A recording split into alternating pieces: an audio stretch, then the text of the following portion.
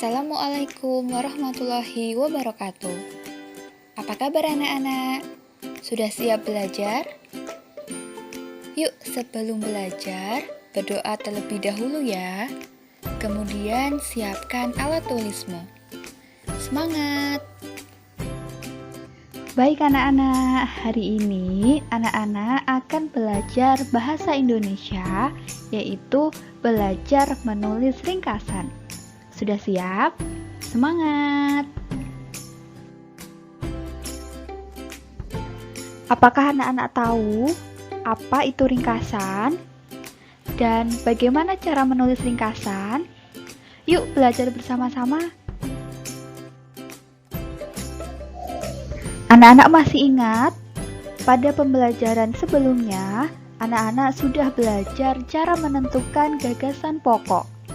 Nah, gagasan pokok tersebut dapat digunakan sebagai acuan untuk membuat ringkasan. Apa itu ringkasan?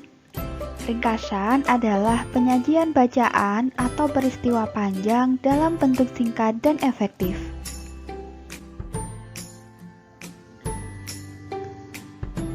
Ringkasan dibuat untuk mempermudah pembaca dalam memahami dan mengetahui isi sebuah karangan atau bacaan.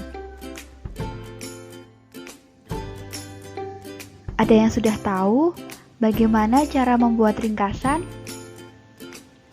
Langkah yang pertama, membaca teks bacaan seluruhnya dengan saksama.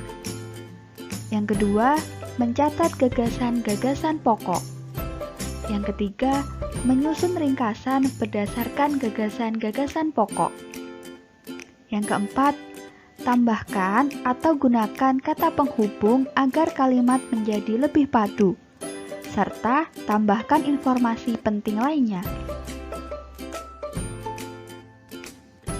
Supaya lebih paham, yuk coba berlatih menulis ringkasan.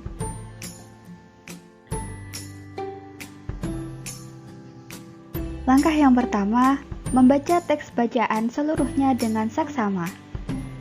Oke, sekarang anak-anak bacalah teks bacaan yang berjudul Perbedaan Itu Indah berikut ini. Kemudian, langkah yang kedua, mencatat gagasan-gagasan pokok. Tentu anak-anak masih ingat bagaimana cara menentukan gagasan-gagasan pokok. Ya, dengan menentukan kalimat utama terlebih dahulu. Mulai dari paragraf pertama. Kalimat utamanya adalah perbedaan itu indah. Kalimat tersebut merupakan semboyan tiga putri, yaitu Nisa, Wayan, dan Nina. Kemudian paragraf kedua, kalimat utamanya adalah tiga putri itu saling mempelajari budaya daerah teman-temannya. Kemudian paragraf ketiga, kalimat utamanya adalah dalam rangka menyambut HUT Republik Indonesia akan diadakan lomba permainan tradisional Bagyak tingkat kecamatan. Yang terakhir paragraf keempat, kalimat utamanya Nisa, Wayan, dan Nina setiap sore berlatih bermain bagyak. Nah, setelah menentukan kalimat-kalimat utama, maka catatlah gagasan-gagasan pokoknya. Dari paragraf pertama, gagasan pokoknya adalah perbedaan itu indah merupakan semboyan Nisa, Wayan, dan Nina. Paragraf kedua, gagasan pokoknya Nisa, Wayan, dan Nina saling mempelajari budaya daerah.